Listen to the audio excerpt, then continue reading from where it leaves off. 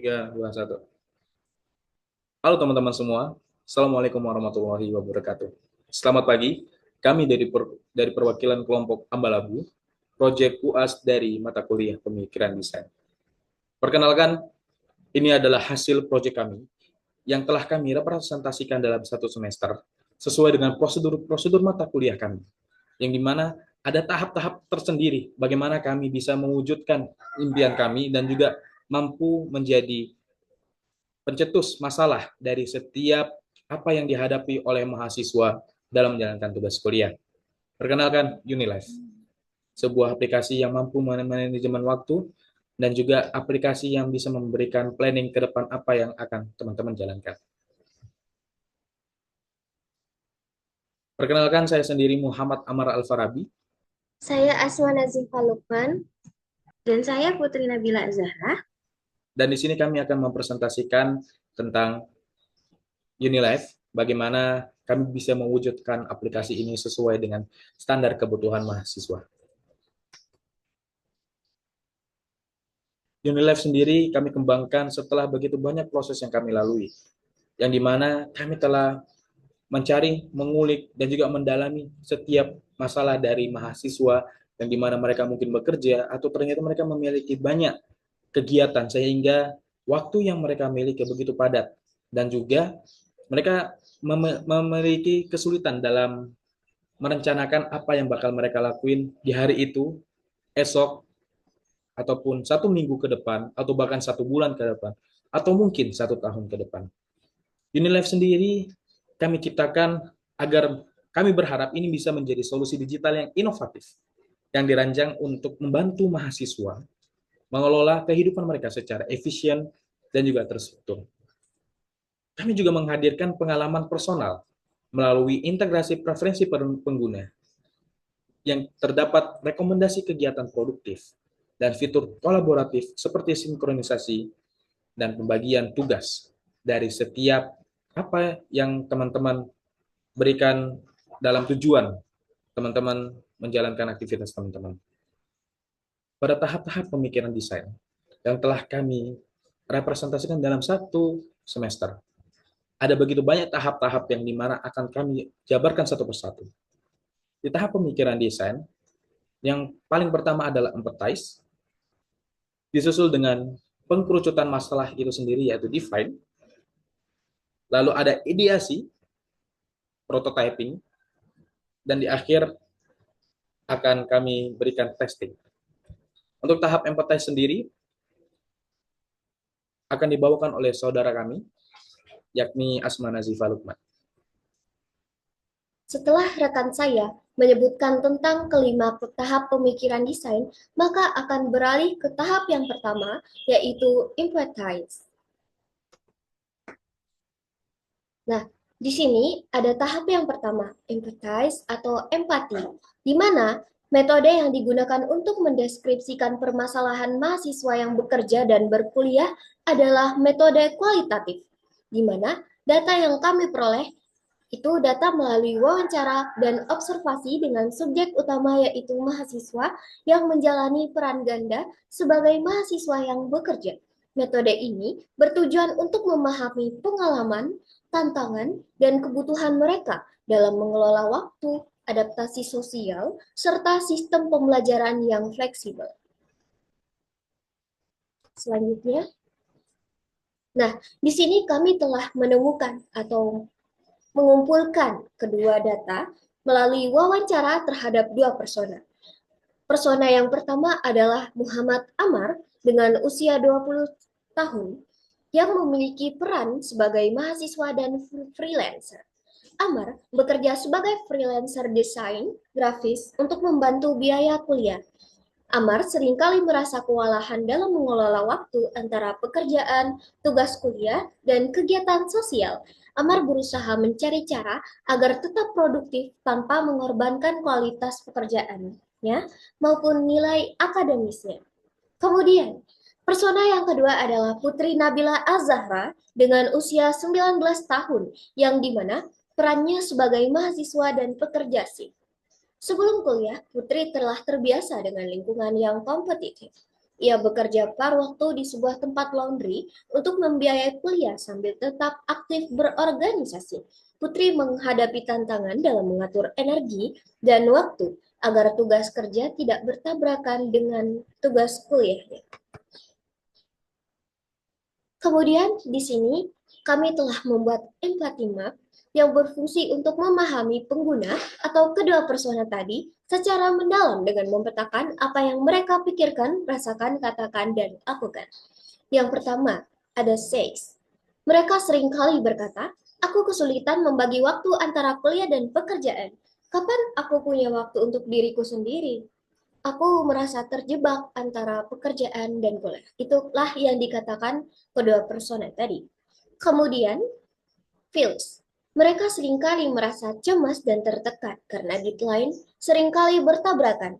Mereka seringkali khawatir, bingung, dan merasa kurang percaya diri dalam berinteraksi sosial karena waktu yang terbatas. Kemudian, thinks. Mereka seringkali berpikir, apakah aku bisa menyelesaikan semua tugas dengan tepat waktu? Bagaimana aku bisa membagi waktu agar tidak merasa kelelahan? Apakah ada cara untuk menjaga kualitas pekerjaan? Mereka atau kedua persona seringkali memikirkan kedua hal tersebut. Kemudian do. Mereka berusaha untuk menyusun jadwal, tetapi sering kewalahan, mengorbankan waktu tidur, atau bersosialisasi demi tugas kuliah dan pekerjaan, mengatur prioritas, tetapi kesulitan dalam menyeimbangkan semuanya. Nah, maka dari itu, kami melihat ada pain, di mana ketidakseimbangan waktu antara pekerjaan dan kuliah. Ada rasa canggung saat berinteraksi dengan teman kuliah baru karena kurangnya interaksi dan kesulitan memahami sistem pembelajaran yang fleksibel tanpa panduan. Nah, di mana dengan aplikasi Unilife ini kita bisa mampu mengelola waktu dengan lebih efisien, mendapatkan panduan yang membantu mengatur prioritas, merasa lebih percaya diri dan didukung oleh komunitas, menikmati keseimbangan antara pekerjaan, kuliah, dan kehidupan sosial. Kemudian, kemudian setelah kita melewati beberapa tahap atau metode dalam empathize, maka kita menyimpulkan bahwa terhadap kedua persona, kami menemukan yang mana tantangan utama yaitu kesulitan mengelola waktu antara pekerjaan dan kuliah, keterbatasan energi sehingga sering merasa kewalahan, dan adaptasi sosial yang terbatas karena waktu luang yang sempit. Kemudian, kedua persona memiliki kebutuhan sistem pembelajaran yang fleksibel, seperti kuliah online atau materi yang dapat diakses kapan saja, strategi manajemen waktu yang efektif untuk menyeimbangkan pekerjaan dan studi, dukungan sosial baik dari keluarga maupun teman-teman untuk menjaga kesehatan mental. Dan di sini kami merekomendasikan untuk mengembangkan platform digital untuk membantu mahasiswa yang bekerja dalam mengatur jadwal harian, menyediakan layanan bimbingan akademis dan psikologis bagi mahasiswa yang berperan ganda. Di sini, tahap empathize masih belum selesai karena ada tahap selanjutnya yaitu define yang akan dijelaskan oleh rekan saya bernama Putri Nabila Azhar. Kepadanya dipersilakan. Di tahap-tahap empati yang telah dijelaskan oleh Nazifa, selanjutnya saya akan menjelaskan tahap define. Nah, di sini kami mendapati dua persona yang memiliki latar belakang dan masalah yang sama, yaitu mahasiswa yang bekerja sambil kuliah sering menghadapi tantangan dalam membagi waktu mereka antara kuliah dan pekerjaannya. Nah, sehingga kondisi ini menyebabkan ketidakseimbangan dalam kehidupan mereka, yaitu menurunkan produktivitas dan meningkatkan tingkat stres mahasiswa. Nah, masalah-masalah utama yang kami liput, yang pertama adalah kesulitan dalam mengelola waktu secara efektif. Selanjutnya ada kurangnya panduan untuk menetapkan prioritas antara pekerjaan dan kuliah.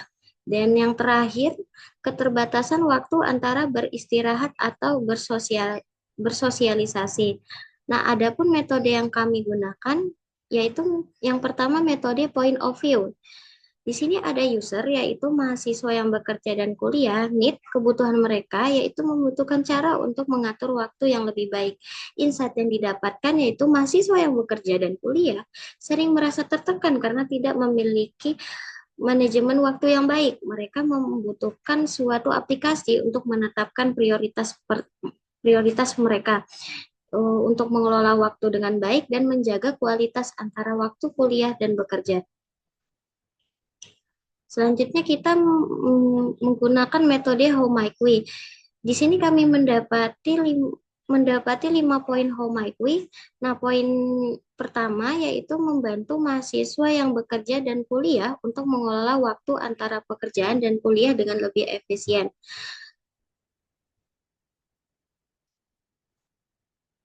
Metode How Might We-nya secara garis besar yang kita dapatkan yaitu bagaimana kita bisa menciptakan alat digital yang dapat membantu mahasiswa pekerja mengelola waktu mereka secara efisien sehingga mereka dapat menyeimbangkan tuntutan pekerjaan dan kuliah tanpa mengorbankan kualitas hidup mereka.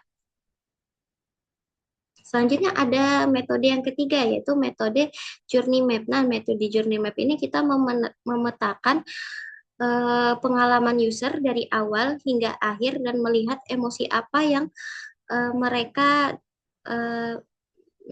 dapatkan, yang dari awalnya cemas, tidak yakin apakah aplikasi ini sesuai dengan kebutuhannya, sehingga emosi yang terjadi di akhir yaitu senang, merasa lebih produktif dan terorganisir dengan bantuan aplikasi. Selanjutnya selanjutnya kita masuk ke dalam kesimpulan, yaitu kesimpulan yang kita dapatkan dari Define ini yang pertama ada pain points-nya. Yang pertama, mahasiswa merasa kesulitan dalam menyesuaikan diri dengan tuntutan kuliah dan pekerjaan. Yang kedua, kurangnya waktu untuk diri sendiri dan aktivitas sosial. Poin yang kedua di gain points, yang pertama mahasiswa dapat merasa lebih percaya diri dan produktif setelah menemukan cara mengelola waktu yang lebih efisien. Yang kedua, dengan alat pendukung mereka mampu menjaga kualitas pekerjaan dan pembelajaran mereka. Selanjutnya akan dijelaskan oleh Nazifah. Selanjutnya saya akan memaparkan tentang tahap ideasi. Ideasi adalah membentuk atau membuat sebuah ide yang tak jauh beda dengan arti sebenarnya. Ideasi dalam design thinking menurut Nielsen Norman Group adalah proses menghasilkan seperangkat ide yang luas berdasarkan topik tertentu tanpa adanya upaya untuk menghakimi atau mengevaluasinya. Pada tahap ini, metode ideasi digunakan untuk menyeimbangkan berbagai solusi kreatif untuk menyelesaikan sebuah masalah yang telah dirumuskan sebelumnya. Nah, di sini kami menggunakan metode Six Thinking Hats, di mana pada White Hat kita menemukan fakta dan data, di mana faktanya adalah fokus pada fakta bahwa mahasiswa bekerja sering kesulitan dalam mengelola waktu dan di mana teknologi dan pendampingan dapat menjadi sebuah solusi. Kemudian Red Hat, di mana pada Red Hat ini menggambarkan emosi dan intuisi, di mana kekhawatiran mahasiswa tentang kualitas pekerjaan dan tugas kuliah, serta ketakutan gagal untuk memenuhi ekspektasi. Black Hat, di mana kita bisa melihat pada Black Hat ada sebuah resiko dan kelemahan. Resiko kelelahan mental dan menurunnya produktivitas akibat ketidakseimbangan. Kemudian pada Yellow Hat, di mana kita bisa melihat optimisme dan peluang, di mana peluang untuk meningkatkan manajemen waktu dan produktivitas dengan menggunakan aplikasi atau platform digital. Kemudian pada Green Hat, di mana pada Green Hat ini terdapat kreativitas dan solusi baru, di mana solusi kreatif seperti aplikasi pendukung manajemen waktu atau platform komunitas mahasiswa pekerja. Dan yang terakhir adalah Blue Hat, di mana kita bisa melihat kontrol dan rencana tindakan yang berfokus pada evaluasi dan implementasi solusi untuk menghasilkan keberhasilannya. Kemudian, metode yang kedua adalah metode Scamper, di mana pada S terdapat substitusi, yang dimana kita bisa mengganti metode tradisional dengan solusi berbasis teknologi seperti aplikasi manajemen. Kemudian C, Combine, di mana kita bisa menggabungkan elemen pembelajaran dan aktivitas sosial untuk menciptakan solusi yang baik. Kemudian A, adaptasi, menyesuaikan teknologi dengan kebutuhan mahasiswa pekerja seperti fitur pengingat atau prioritas tugas. Kemudian modify atau modifikasi, di mana kita bisa menyempurnakan pendekatan solusi dengan melibatkan masukan dari pengguna. Kemudian P, to another use, di mana kita bisa menggunakan komunitas sebagai sarana berbagi pengalaman dan tips. Kemudian eliminasi, di mana kita bisa menghilangkan atau kita menghilangkan pendekatan yang kurang efisien, seperti jadwal yang tidak fleksibel. Dan kemudian menyusun ulang kerja aplikasi dan atau platform agar lebih sesuai dengan kebutuhan pengguna. Dari metode Scapper, kita bisa melakukan beberapa hal yang mana kita bisa mengganti, menggabungkan, menyesuaikan teknologi, menyempurnakan, menggunakan komunitas, menghilangkan pendekatan yang kurang efisien, atau menyusun ulang kerja aplikasi sehingga pada metode identifikasi dapat kami temukan sebuah inovasi atau pengembangan ide. Nah, di mana dari berbagai metode yang telah kita lakukan, maka ide yang dipilih untuk dikembangkan lebih lanjut adalah aplikasi manajemen waktu untuk mahasiswa yang bekerja, di mana terdapat beberapa fitur. Salah satunya adalah fitur penjadwalan tugas kuliah dan pekerjaan yang memiliki manfaat untuk membantu mahasiswa mengatur waktu dengan lebih efisien, mengurangi tingkat stres akibat benturan jadwal, dan kami kemudian kami mendapati sebuah aplikasi manajemen dan planning aplikasi yang bernama Unilife. Selanjutnya, tahap prototype akan dijelaskan oleh teman saya, Putri Nabila Azhar. Selanjutnya kita masuk ke dalam tahap prototype. Nah, di tahap prototype ini coba kamu bayangkan kamu punya ide untuk membuat kue baru. Nah, sebelum kamu memasaknya untuk banyak orang, pasti kita akan membuat versi kecilnya dulu untuk dicoba. Nah, dalam design thinking, proses membuat versi kecil dari solusi yang kita buat itu disebut prototype. Nah, prototype adalah replika atau model kerja sederhana dari produk yang sesungguhnya. Prototype dibangun untuk tujuan demonstrasi dan sebagai bagian dari proses pengembangan produk. Nah, di tahap prototipe ini kita membuat skenario alur atau storyboardnya. Nah, mengapa storyboard itu penting? Storyboard ini dapat memprediksi pengalaman pengguna, meningkatkan komunikasi, dan memfasilitasi ideasi dan iterasi. Nah, di skenario yang pertama yaitu skenario big picture. Pertama-tama, Amar pulang kerja dengan wajah lelah, berharap segera beristirahat setelah seharian beraktivitas. Nah, ia tiba-tiba teringat ada tugas yang belum dikerjakan. Di saat melihat notifikasi dengan nilai 0, rasa panik mulai muncul. Nah, dengan rasa panik itu dia menelpon seorang teman. Dia bingung, aku nggak tahu gimana caranya agar tugas-tugasku nggak terlewat lagi. Nah, saran dari Putri ini dia merekomendasikan aplikasi Planner Unilife. Coba kamu pakai aplikasi Unilife deh. Aku pakai ini dan bantu banget untuk atur tugasku.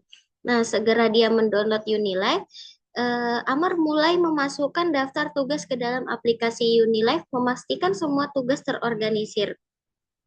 Nah, setelah itu Amar mulai bersantai-santai dan notifikasi dari Unilife muncul mengingatkan untuk segera mengerjakan tugas dengan deadline 2 jam lagi. Nah, dengan bantuan dari notifikasi Unilife, semua tugas selesai tepat waktu dan Amar merasa puas dan lega karena tidak ada lagi tugas-tugas yang mendekati deadline. Nah, di skenario alur yang kedua yang dalam bentuk close up atau dalam bentuk aplikasinya, pertama-tama Amar membuka aplikasinya dan muncul tampilan awal aplikasi Unilife dengan logo dan desain sederhana yang menyambut pengguna. Nah, terlihat beranda Unilife yang belum terisi dengan tugas apapun dan kosong. Dengan klik Create New Text, Amar dapat membuat daftar tugas yang baru. Nah, di daftar tugas yang baru, muncul formulir untuk mendapatkan tugas baru dengan detail seperti nama tugas, tanggal jatuh temponya, prioritasnya apakah high atau low, terus habis itu dan beberapa catatan tambahan. Nah, di slide yang keempat ini, daftar tugas yang harus dikerjakan ditampilkan berdasarkan kategori prioritas yang dimulai dari yang urgent maupun low priority, memudahkan pengguna untuk melihat progres masing-masing tugas. Nah, tampilan kalender juga untuk mengecek jadwal tugas yang harus diselesaikan pada hari tertentu, membantu perencanaan waktunya Amar. Nah, terakhir, daftar tugas yang telah selesai memungkinkan Amar memantau kemajuan tugas mereka dan merasa termotivasi. Nah, yang terakhir, high fidelity yang akan dilanjutkan oleh Amar. Baik, pada tahap berikutnya, di tahap prototyping, terdapat high fidelity. Dalam konteks high fidelity sendiri, design thinking ini merujuk pada prototype atau bahkan bisa dibilang desain yang sangat mirip dengan produk yang akan kita buat nantinya. Nah, pada tahap ini sendiri, nantinya prototipe itu akan merujuk pada tampilan-tampilan yang dimana akan berfungsi sebagai interaktif user terhadap experience dari UI. Entah dia nanti akan membuat prototipe handphone, aplikasi, atau bahkan seperti web, maka high fidelity sendiri ini merujuk lebih kompleks dan bisa dibilang tampilan yang sangat bisa dipahami oleh user ataupun bahkan programmer yang akan membuat sistem tersebut. Dan hasil prototipe itu telah kami jadikan dalam satu project dan teman-teman bisa klik link yang akan kami share ke teman-teman. Dan berikut adalah tampilan prototipe yang telah kami buat. Baik teman-teman, ini adalah tampilan awal dari aplikasi yang telah kami kembangkan menjadi UX sebagai experience dari pengguna yang menggunakan aplikasi ini. Terdapat juga logo Unilever yang kami rancang dengan sedemikian rupa, dan juga psikologis minimalis kami usungkan dengan warna-warna konsep pastel agar tidak memberatkan mata dan juga memiliki psikologis yang sangat ringan untuk pemikiran dari penglihatan dari awal ketika user menggunakan aplikasi kami. Lalu pada tampilan berikutnya, terdapat 3 tampilan pertama, yang dimana ketika user baru menggunakan aplikasi ini, Unilife akan memberikan perkenalan singkat tentang dirinya, yaitu banyak hal yang bisa kami usungkan, misal Unilife sebagai manajer waktu personal Anda. Dan juga pada tampilan berikutnya, sama seperti tampilan awal, dan juga tampilan terakhir, sama juga seperti tampilan di awal. Lalu kami memiliki tampilan login, yang dimana ketika login ini, ketika teman-teman telah memiliki akun, maka teman-teman bisa langsung memasukkan akunnya masing-masing. Namun, jika teman-teman ternyata belum memiliki akun, kami memiliki opsi sign up atau login sesuai dengan akun Google, Facebook, atau bahkan lewat iOS. Pada halaman sign up, kami di sini mengusungkan dengan phone number yang dimana disesuaikan dengan nomor-nomor di negara-negara yang berbeda. Mengapa hal demikian? Kami bermotivasi agar jika aplikasi kami diimplementasikan, aplikasi ini bisa berguna tidak hanya untuk lokal, namun bisa berguna untuk di skala internasional. Jika teman-teman telah memasukkan hal-hal yang diperlukan, maka teman-teman bisa langsung klik login. Nah, di halaman login ini seperti biasa teman-teman akan mendapatkan kode verifikasi yang akan langsung muncul di halaman Gmail teman-teman, dan tampilan kode verifikasi ketika teman-teman telah memasukkan kode tersebut, maka muncul angka biru. Dan ketika teman-teman telah memasukkan seluruh kode verifikasinya, maka teman-teman akan dikembalikan ke halaman login yang dimana teman-teman harus memasukkan email dari awal, lalu memasukkan password, dan teman-teman bisa melakukan halaman login. Di halaman login ini, teman-teman bakal dihadapkan dengan tampilan sederhana yang telah kami buat sesuai dengan konsep tema kami, yaitu tema pastel minimalis, yang telah kami sesuaikan dengan psikologis warna yang kami miliki. Terdapat di sini sambutan hangat dari aplikasi sesuai dengan bahasa pergaulan di antar negara, dan konteks yang kami miliki di sini adalah konteks kita berada di negara Indonesia, yang dimana good afternoon coy, atau bisa disingkat, bisa dibilang adalah selamat siang kawan, seperti itu. Lalu di tampilan awal ini terdapat dua navigasi, yaitu navigasi utama, yang di sini teman-teman bisa melihat ada in progress, terus ada to do, ada complete, dan juga ada let test. Mungkin dari awal kita perkenalan dulu. Jika in progress ini adalah progres yang dilakukan pada hari itu, teman-teman. Dan juga to do pada navigasi ini ialah Unilife akan memberikan pengingat bahwa ada tugas teman-teman yang akan datang. Dan ketika waktunya datang, teman-teman bisa langsung mengerjakan sesuai dengan data teman-teman yang telah teman-teman isi.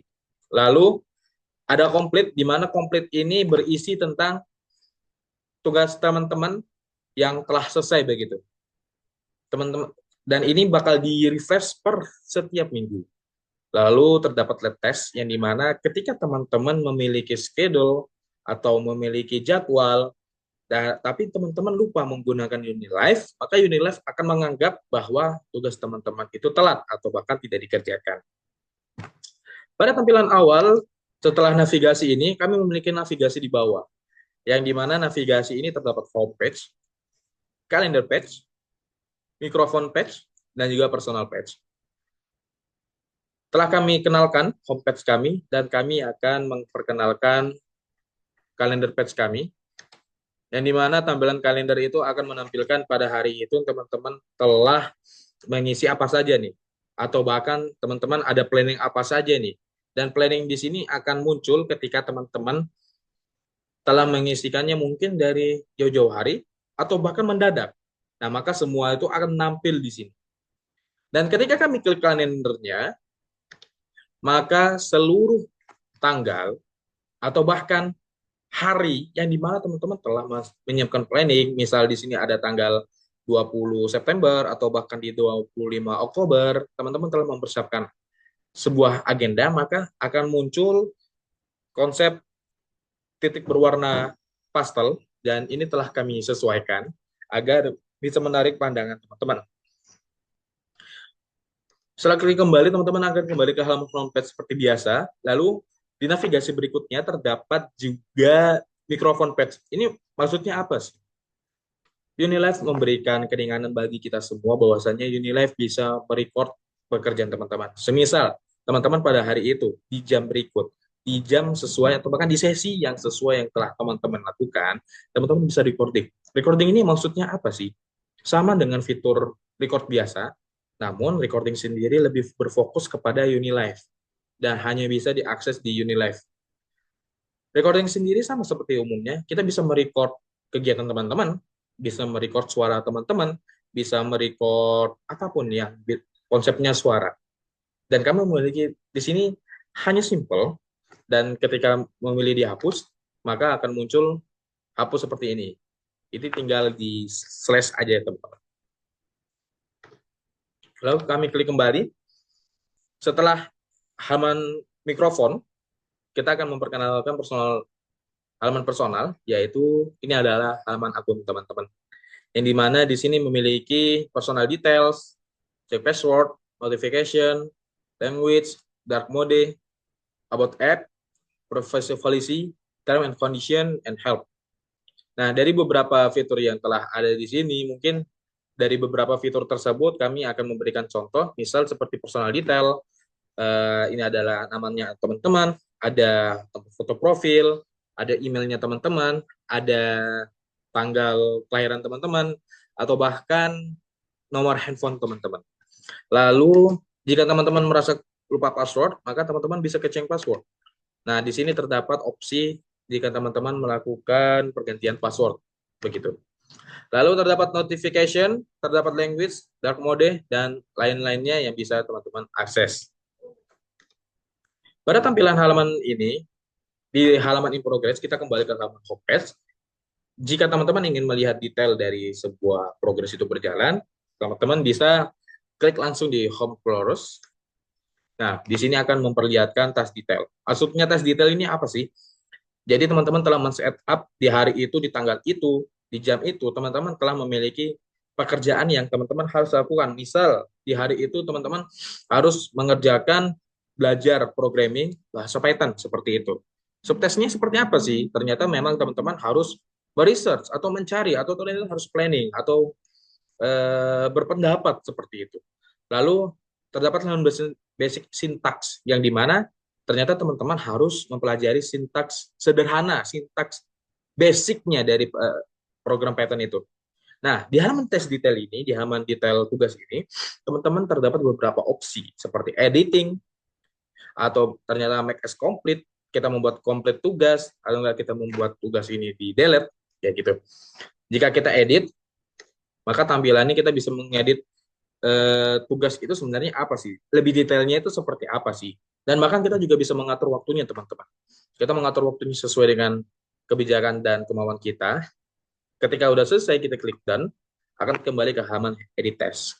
Lalu setelah terjadi, maka teman-teman tinggal klik tes, maka nanti programnya akan membuat tes yang sama namun berbeda konsep dari tes sebelumnya. Setelah itu nanti teman-teman akan diarahkan ke dalam homepage, atau bisa dibilang kembali ke halaman home kayak gitu. Lalu terdapat ikon tambah di sini. Nah, ini di sini berguna ketika teman-teman ternyata mau membuat tes baru atau tugas baru. Ada title, ada subtitle, ada provide additional detail. Maksudnya teman-teman sebenarnya mau mengerjakan apa sih di hari itu. Ada add subtext, nah seperti itu teman-teman. Lalu berikutnya, ini adalah tampilan ketika kita telah membuat tes tersebut. Dalam artian kita mengisi kolom-kolomnya. Misal, saya di sini ingin mempelajari desain, learning design, seperti itu. Lalu terdapat subtest yang dimana lorem ipsum, atau bahkan bisa bilang mungkin learning design itu kayaknya saya ingin mempelajari desain Figma atau Adobe Illustrator, seperti itu. Dan di sini kita bisa mengatur tanggalnya, kita bisa mengatur jamnya, kita bisa mengatur jam mulainya kapan, jam selesainya kapan, seperti itu. Lalu ketika kita klik tes, maka dia akan kembali ke halaman homepage seperti itu teman-teman. Lalu di navigasi berikutnya kita ke to-do. Ke to-do ini nanti teman-teman akan diarahkan di hari itu ada tugas apa aja sih? Teman-teman sudah memplanning tugas apa aja sih di hari itu? Atau enggak, di hari berikutnya, di 12 Juli, teman-teman sebenarnya ada tugas apa sih? Seperti itu. Nah, ketika teman-teman klik tombol tiga di atas ini, maka teman-teman akan diarahkan short by. Ini akan memudahkan teman-teman ketika teman-teman ingin mengukur atau menampilkan ini sesuai apa, sesuai waktu kah, atau prioritas, atau bahkan title, seperti itu. Lalu misal ada satu, dan ini clear test, maksudnya adalah kita membersihkan tugas-tugas kita seperti itu, dan jika kita clear, maka tampilannya kosong teman-teman. Dan di sini memang nanti tidak ada tugas yang teman-teman buat. Dan jika kita menggunakan personal account, lalu ada keinginan untuk logout atau ternyata delete account, seperti pada aplikasi umumnya, teman-teman akan dihadapkan dengan penawaran dari aplikasi kami, apakah teman-teman berniat untuk logout dari Unilife. Dan jika teman-teman melakukan logout dari Unilife, maka Unilife akan kembali ke tampilan login.